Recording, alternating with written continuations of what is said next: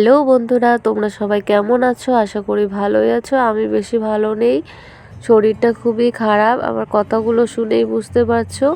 আজকে তোমাদেরকে শেয়ার করব চাম গাছ পাতার বাটা বা চাটনি। তোমরা সবাই একটি লাইক ও একটি সুন্দর কমেন্ট করে পুরো রেসিপিটি একদম স্কিপ না করে দেখতে থাকো। আশা করি তোমাদের খুবই ভালো লাগবে। এই দেখো বন্ধুরা, এখানে চাম গাছ পাতা বাড়ির আশেপাশে থেকে তুলে নিয়ে এসেছি। এবার চাম গাছ পাতাগুলো পোকামাকড় দেখে পরিষ্কার করে কেটে নিয়ে জল দিয়ে একদম পরিষ্কার করে ধুয়ে নিয়েছি। এবার এই চাম গাছ পাতাগুলো প্রেসারের মধ্যে একটা দুটো সিটি দিয়ে সেদ্ধ করে নেব। সামান্য একটু জল দিয়ে দিয়েছি, তোমরা কড়াইয়ের মধ্যেও সেদ্ধ করে নিতে পারো। এখানে দুটো শুটকি মাছ কেটে পরিষ্কার করে ধুয়ে নিয়েছি। এই শুটকি মাছ দিয়েই চাম গাছ পাতা বাটা করব, খেতে দারুণ লাগে।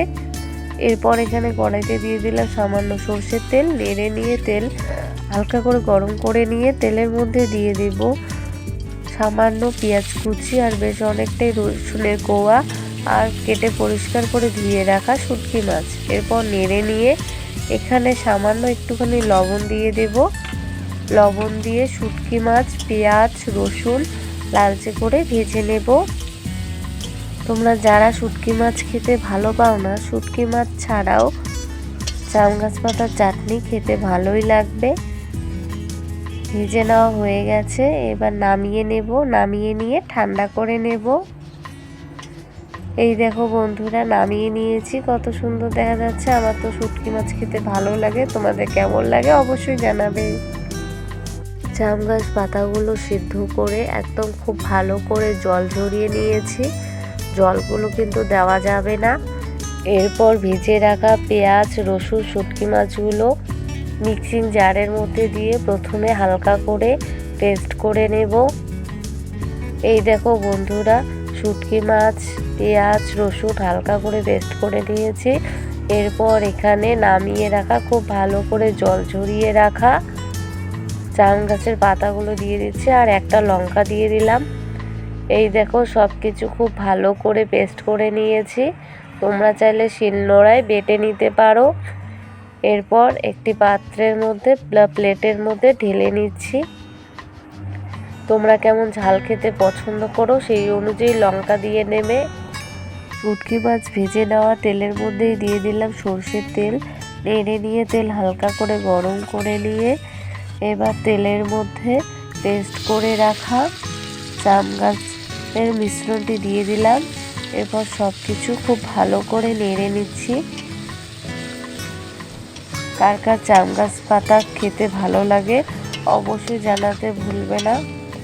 এভাবে একবার বাড়িতে ট্রাই করতে পারো। এভাবে খেলে একদম গলা চুলকবে না। এবার এখানে দিয়ে দিলাম পরিমাণ মতো লবণ আর সামান্য একটুখানি হলুদ গুঁড়ো। এরপর সব কিছু খুব ভালো করে নেড়ে নিয়ে চাম গাছ পাতার মিশ্রণটি খুব ভালো করে ভেজে নেব।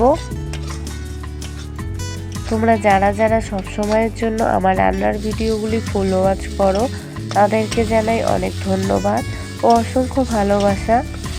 চাম গাছ পাতার মিশ্রণটি ভেজে নেওয়া হয়ে গেছে, এবার নামিয়ে নিচ্ছি। গরম গরম ভাতের সাথে খেতে কিন্তু দারুণ লাগে আর রুটির সাথেও খুবই ভালো লাগবে খেতে। লুচি, রুটি, পরোটা, গরম গরম ভাত সব কিছুর সঙ্গেই খেতে দারুণ লাগবে। একদম গলা চুলকবে না। তোমরা অবশ্যই বাড়িতে একবার এভাবে ট্রাই করো। চাম গাছ পাতার চাটনি শুটকি মাছ দিয়ে এই রেসিপিটি দেখে তোমাদের কেমন লাগলো জানাবে। ভালো লেগে থাকলে ভিডিওটিতে লাইক, কমেন্ট এবং শেয়ার করবে এবং অবশ্যই চ্যানেলটিকে সাবস্ক্রাইব করে বেল আইকনটি ক্লিক করতে ভুলবে না। আজকে এই পর্যন্তই, বাই।